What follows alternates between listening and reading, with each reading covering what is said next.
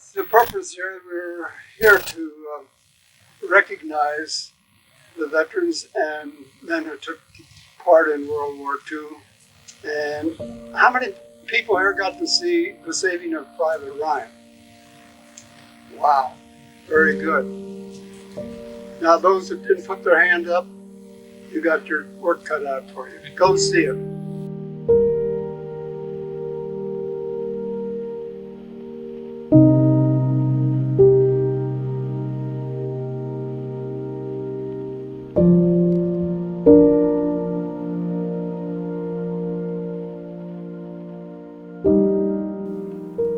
When we got the Major Dick Winters collection at the Gettysburg Museum of History, it not only included a lot of the artifacts that he had, it had his photo albums, his paperwork, and his files that he kept on members of Easy Company, and all the papers that he had from writing or helping Stephen Ambrose write the book Band of Brothers, but it also included his media.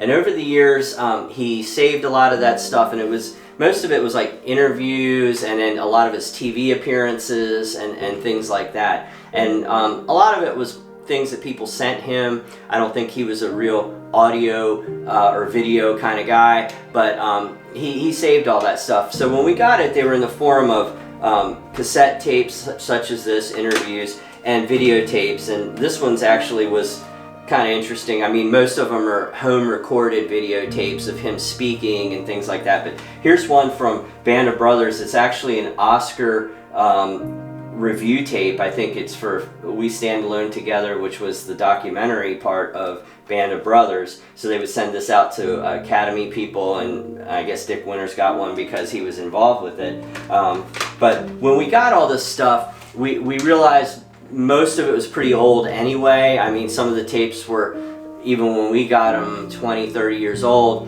There were some of the original interviews that Stephen Ambrose did with some of the men of Easy Company. So we went out and had them put onto DVDs and DVDs and CDs, and such as this. We went out to a place that does that. There's a place here in Gettysburg that was able to do that.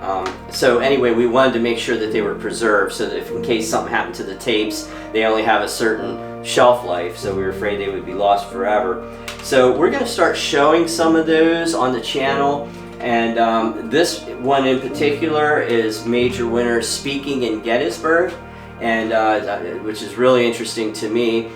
He was invited here for an event, and he was it was right after the movie Saving Private Ryan came out, so he's speaking about that movie. So this would have been after the book came out, Band of Brothers, but before the series came out, or before the series was even being considered, before he knew about it. So he was very excited about Saving Private Ryan. He tells everybody to go see it, and it's a pretty amazing video because it's, like I said, it's pre Band of Brothers series. Most of the interviews you see with Major Winters is after the series came out. So I hope you enjoy it, and we'll be releasing a few of these over the next year or so.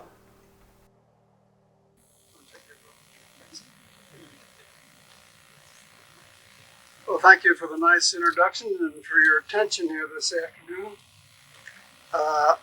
Before I start off here, I'd like to double check. Do we have anybody here from the 101st Airborne D-Day experience? Do I have any D-Day veterans here? Good for you. Got one out there. Yeah, let's give them a hand. Thank you.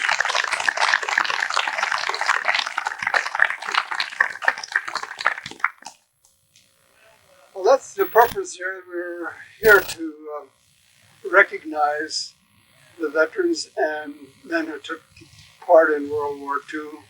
And how many people here got to see the saving of Private Ryan? Wow, very good. Now those that didn't put their hand up, you got your work cut out for you. Go see it. And no excuses for not seeing it. You'll be proud of yourself after you have gotten around to it, because there's a message there for all of us. And they did a good job. Let's give them doing a good job. And there's many lessons to be learned. That's okay, we don't need that one. I got another one here. There's many lessons to be learned from Private Ryan. And if those who have seen it, you've seen the 101st Airborne recognized, and you've seen Company E, the 506 recognized in there, which I'm very proud of, and that's why it's a little warm and sticky this afternoon, but despite that, I'm wearing this jacket for one reason, and you can guess why. I want you to see this. I'm still very proud of that. I'm going to start off here and give you a few memories of the D-Day, the D-Day jump, take you through, give you some second thoughts as I look back on the war. And I've asked my boy Rick over here to give me a hand signal when I have 5 minutes. I'll sum it up and you can take off in the next step of the program that Rick has put together for you. Very quickly, D-Day, the jump. Orders are to be in the plane, have all your troops in the plane, harness on, parachutes on, ready to take off at 22:15 on June the 5th. 23:10, the planes take off on schedule. We jump at 1:20, and then as it ends up, I jump over St. Mary of Glees. Now, in that flight, after coming across the channel, we hit a cloud bank as we approached the shore of France, and the cloud bank causes a lot of confusion for the Troop Carrier Command, who have never been in combat before.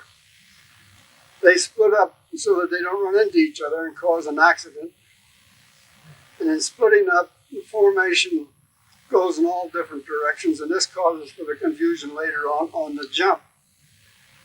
They were not supposed to take evasive action when they hit anti-aircraft fire, but as we start to receive anti-aircraft fire, they take evasive action. You're normally supposed to make your jump at 100 to 105 miles an hour. That's the way we did it in training. That's what the shock that we expect to receive when we jump.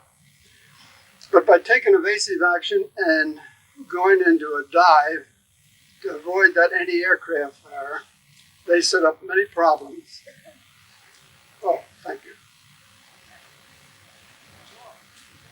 They set up many problems for us because, number one, as I mentioned before, they were off course due to the fog that we ran into.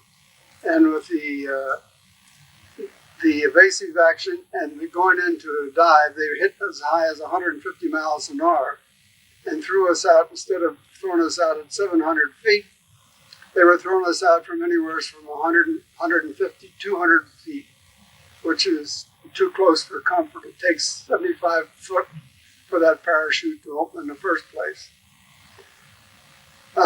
The shock was that strong that in my case, as in many others, the leg bag that I was wearing was ripped right off my leg. A leg bag was a British idea that you fasten to your right leg, and it had a release on it. So that after the parachute opened, you would pull the release, the leg bag with all your equipment, all your ammunition would drop about 20 feet. And that meant that the bag would hit before you did. You would have a softer landing. There wouldn't be as many injuries. It's a great idea. It'll work if you jump it around 100 miles an hour. You hit 150 miles an hour, and the shock is that great that the leg bag tears loose, and you lose everything you got. I lost everything I had. And I wasn't the only one. Just about everybody else that had a leg bag on had the same problem. Where is a jump knife? Who has a jump knife? Here we go. Bring one up here. When I landed, thank you. When I landed, The only weapon I had was a jump knife, which was strapped to my boot in that fashion. And that's the only reason I still had a jump knife. First thing I did was take that jump knife, stick it in the ground, get out on the chute, look around, take a leak, and say, why in the hell am I here? This isn't worth it. A few seconds later, there's another guy who landed close by. He was from F Company. I went over and helped him out. He was smarter than I was. He hadn't put a leg bag on, so he had everything. He had his guns, his ammunition, and everything. I got him out of his harness, got him up and said, I thought about, could I borrow one of your weapons? You know, he had two of them, and I had none. But as I looked at this guy, I realized, no, that's a lousy idea, because he's one of the few. He was shaking. He was scared. He was just shivering all over. You can't ask for a man's weapon, even though he has two, when he's that scared. He said, follow me. So we took off, went to the road, the closest road, and I realized there's no use going for that equipment bundle of mine, because that leg bag, because that's right in the line where there's enemy aircraft fire and machine gun fire coming from that section. So I eliminated that idea. About that time, there's somebody coming down the road, heard footsteps, so I gave a click on my little clicker, my little snapper, and I soon had a reply, and that was our challenge for recognition. And it was a Sergeant Lipton from E Company. He told me, he said, yeah, just passed a road marker down here.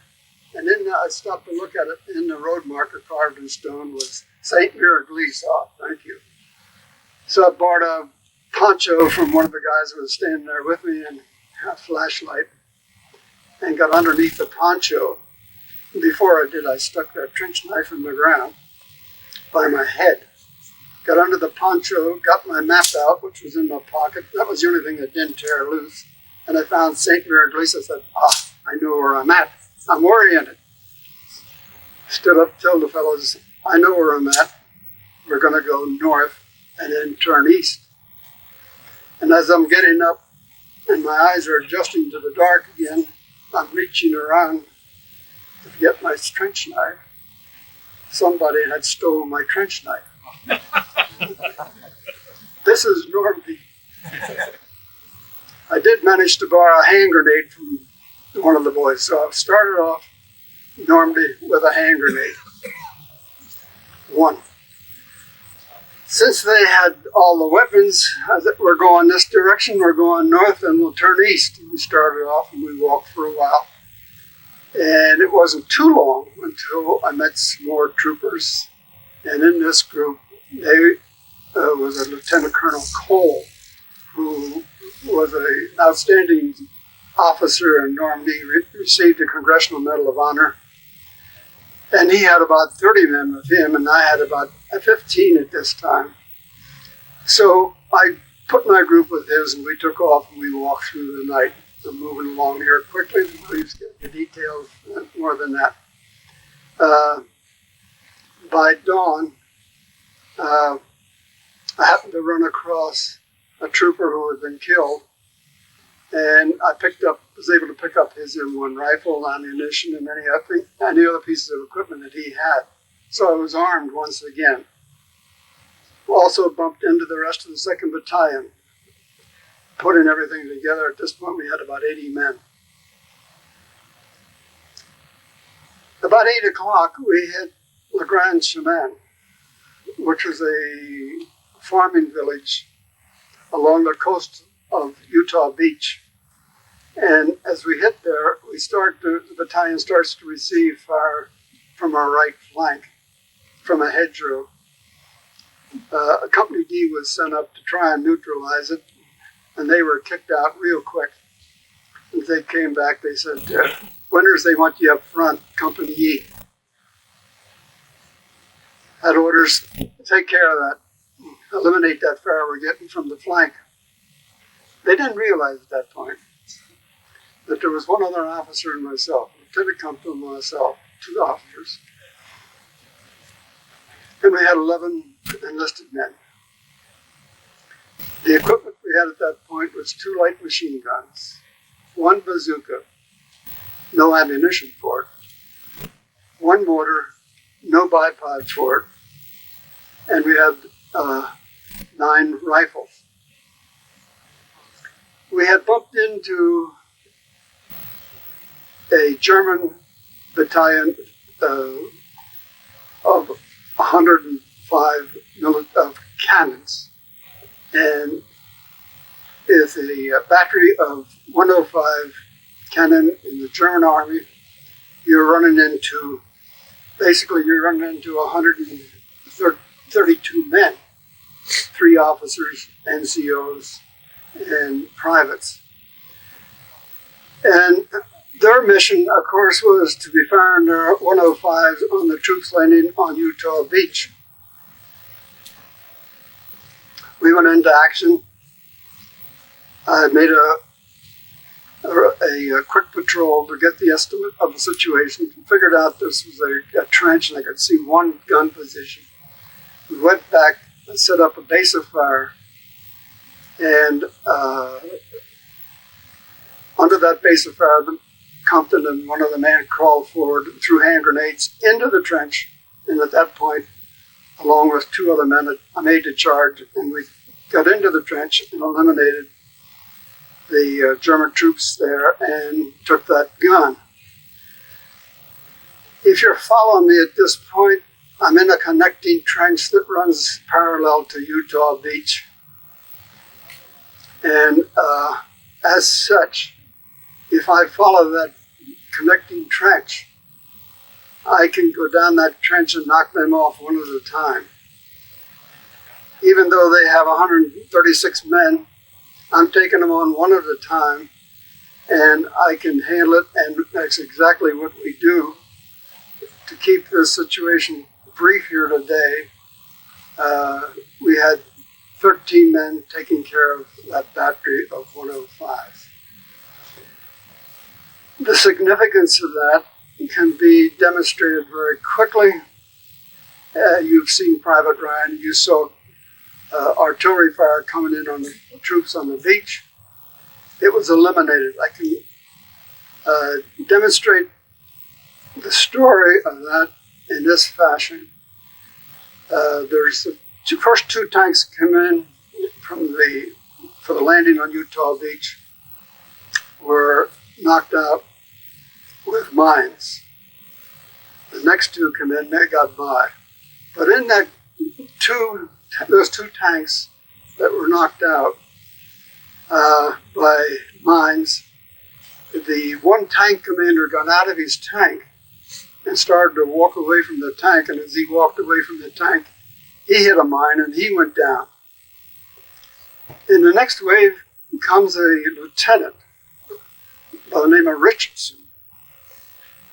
And Richardson sees the situation. He sees this guy all mangled up and laying there by the tank, and being a very brave officer, medic, he tiptoes through the minefield. He goes over and he picks that soldier up, puts him on his shoulder, and tiptoes out through that minefield and rescues that man. That lieutenant's name, that lieutenant later on wrote to me after the book came out, Band of Brothers, and said, "Now I understand why the artillery fire ceased on Utah Beach." This was a good feeling to know that somebody out there recognized what we had done, and it had done some good and helped save the day, because causeway number 2 turned out to be the primary causeway on Utah Beach that day. And that lieutenant signed his name Elliot Richardson. Some of you old folks might remember Elliot Richardson, Secretary of State under President Nixon. That's a good feeling that came 50-odd years later. Demonstrates the point of the significance of knocking out that battery, and it was appreciated, and it got the job done. I'd like to move along next in a memory of some second thought. I'm going to take next some second thoughts that I have here today that you can take with you here today. Number one was asparagus patches. We had poles all over the fields on Normandy. And from these poles, there was barbed wire put out in a tent fashion in all directions. And this was to help eliminate the danger of gliders coming in and also give paratroopers a tough time. We were never told about this before the jump. Why not? They had aerial photos all over the place. They knew everything, but they didn't tell us about that. Next, the second thought that I want to share with you is motion sickness pills. Somebody had a bright idea of having all of us take this motion sickness pill. As an officer, I had to give one to the men as we got into the plane, and they were supposed to take a second pill 15 minutes later. At that point in life, we didn't know what an aspirin was. We had no health problems. We had never taken motion sickness pills before in our training, but we had to take it for this. That orders are orders. You take them. The result was that we got so sleepy that it was a terrible problem to just stay awake. A lot of the men went to sleep. It was a tough job for them. That was a huge mistake. The next thought I have here that I want to share with you is a second thought. But on the second gun I took in that battery, laid out in the gun position was a lot of maps. This was the commander for the battery.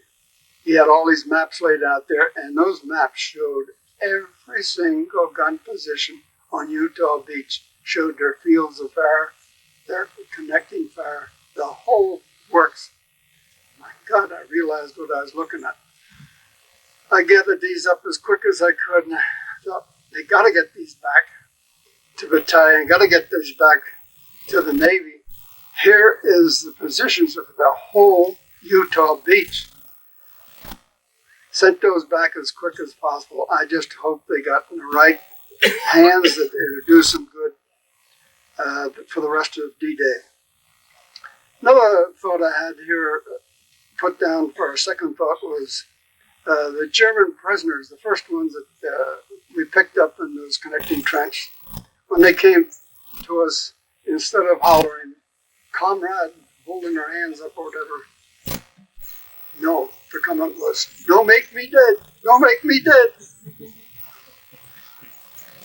You have some German prisoners around here today, I noticed. I want you to keep these things in mind. I want you to ask those guys, how did they surrender? Did they come down there and say, "Comrade," or did they say, "No, make me dead"? Just how did they go about that? That's a pretty tricky thing to surrender, in combat. Another thought for those German prisoners. At the end of the day, D-Day, I went on a patrol this night. Went on a patrol to get the feel of the area around me. And I went on this patrol by myself. Suddenly I hear some hobnail boots coming down the road in back of me. I dive in a ditch beside the road, try to take cover, and in a few minutes, these troops are going by me. Clippity-clop. Their hobnail boots on the road. And the tobacco, the smell of that tobacco was so strong, so offensive. I'd never smelled anything like this. That's another thought for you today. See if these German prisoners you have around here, what kind of tobacco they carry. Now, if they're not carrying good, strong German tobacco, they're not the real thing. Let's do this thing right if we're going to reenact these situations in World War II, not be pussyfooting around. Next thing I noticed in those German positions, wooden bullets. There were wooden bullets all over the place, belts of them. Never saw a wooden bullet before. Well, obviously, they were using wooden bullets in their problems and their training before we got there. Never saw wooden bullets after that. After that, it was the real thing that they were firing at you. They weren't firing wooden bullets. Another thought I want to leave with you, I mentioned these hobnail boots coming down the road. We have to give the Army a sincere thanks that they put us in good boots with rubber soles that you could walk quietly and walk a whole lot easier than you can than if you're wearing hobnailed boots. The British had hobnailed boots, and of course the Germans did. But believe me, what we had is far superior to anything that the Germans or the British had. Pass along here. I have a story to tell you about a guy by the name of Lieutenant Colonel Hans von Luck, Panzer Commander, German Army. Hans was at Hatton and Rittershofen. That's down in Alsace-Lorraine, near Strasbourg, Haguenau area. And he had been down there in a terrible fight with the 79th Division between January the 6th and January the 21st, 1945 we're at right now. This battle had gone on from, I said, the 6th to the 21st. It was a house-to-house deal. They had blasted about every house. It was a room-to-room deal, the hardest fighting imaginable. They had taken a terrible beating, and the 79th Division had taken a terrible beating. But by the 21st, our troops pulled out, and we withdrew to Haguenau. I'll get around to Haguenau in a minute. And when they did, of course, the Germans came out of the cellars. The civilians came out of their cellars. This has been a terrible deal. There's over 100 civilians killed during this battle. And getting a breath of fresh air, I thank God we're alive. Hans and his assistant walked over to this nearby church, which had been blasted. The walls had big holes in them. And they walked through a hole in the wall. And here was the organ. The organ's still standing there. It's full of, there's bricks laying on top of it, dust all over the place. Hans walked over to it and brushed off the dirt. Said to one of the men, "Hey, push those pedals there. Let's see if we can get this thing going here." Hans has some abilities. Hans climbs up in there and he plays the organ. It works. Well, the people from the community, all the civilians and his troops had been gathering around as Hans played "Nearer My God to Thee."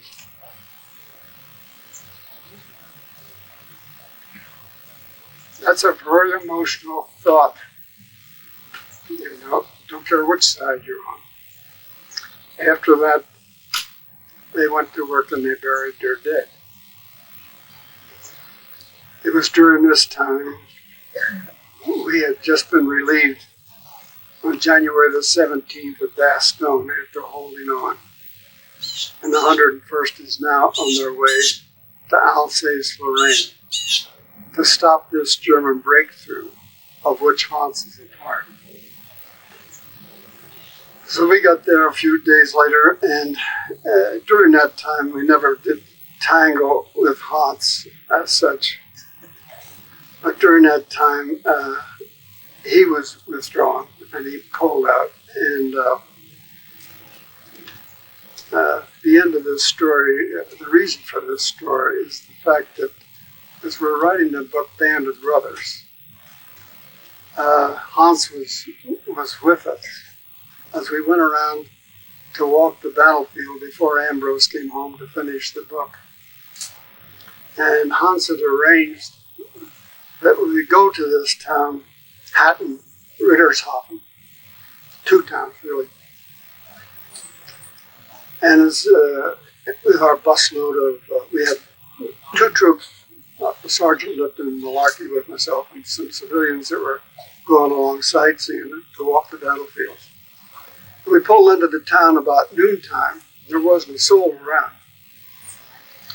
And as we were getting out of the bus, people started pouring out of their homes nearby, and we all ended up going to this hall in the middle there.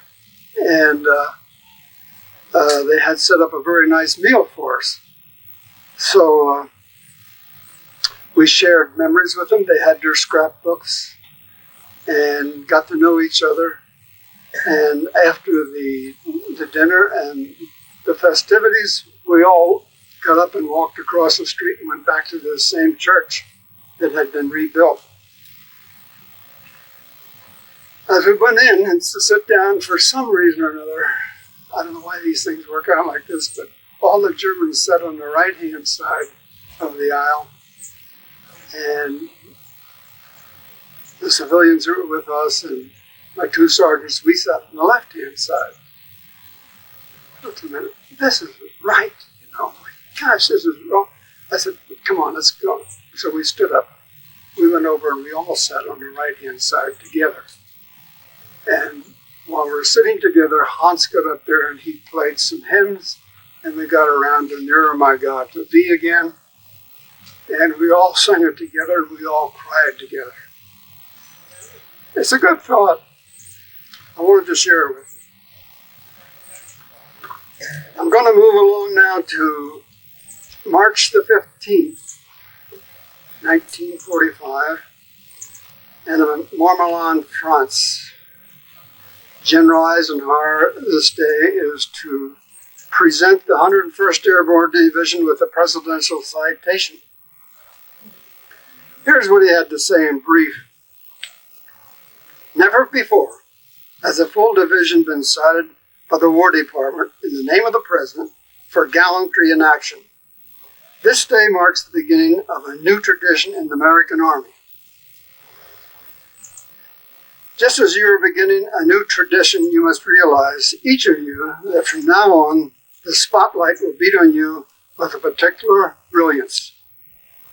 Whenever you say you're a soldier of the 101st Division, everybody, whether it's in the street, in the city, or in the front lines, will expect unusual conduct from you. I know that you will meet every test in the future as you met your test at Bastogne. Good luck, and God be with you. I throw that in there in honor of Eisenhower, who we all respected very highly. We're here today at his farm in Gettysburg, and this is a memorable moment for me. Eisenhower was just that kind of a guy. He'd recognize a good job, and he'd let you know he appreciated it. Sincerely. He did a good job. He did his part. But he would always end up by letting you know that from now on, don't forget to keep your feet on the ground, behave yourself. Carry yourself erect, carry yourself with pride. And that's exactly what he had in mind as he said, I know you will meet every test in the future, just like you had at Bastogne. I throw that challenge out to you today. Carry it the same way. All of you. You do a good job, fine. But keep your feet in the ground and handle yourself like gentlemen and ladies. I'm going to stop here for a minute. How much time do we have there? About 7 more minutes. 7? Perfect. I'm going to stop and I'm going to close this. If there's any questions, I'll stick around later. You can ask me questions. But there's one lesson that I hope that you've learned today. It's a lesson that all veterans learn during combat, especially if you're under fire. And that lesson is how to pray. Every man who has ever been under fire has learned how to pray. I guarantee you. Naturally, in prayer, you're going to pray for survival. personal survival. But more importantly, you're going to pray that you do not leave your unit down, that you don't fail in the mission that's been assigned to you. You're going to pray that you don't leave your buddy on your left or your buddy on your right down. That's so important. Today, I think in our society, I know we all pray, but I think our prayers are coming across more for your personal welfare and your personal achievements, for your health. You're praying for your health. You're praying for your personal security. You're praying that your football team wins, or you're praying for a promotion at work, or you're praying that you win the lottery. Which is good. I understand all that. Today's society of praise for personal achievement. Now, I think during the period we're honoring today, World War II, I think first of all we prayed for strength. We prayed for strength and guidance and leadership. Our first thought in mind was to win the war. Our first thought was for freedom for all of society, for the whole world.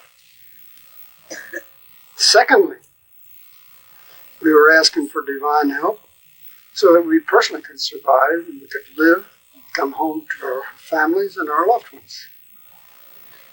Now, I just hope today that in sharing these memories with you, that you can learn from our experiences, and I hope that you can find peace. Thank you.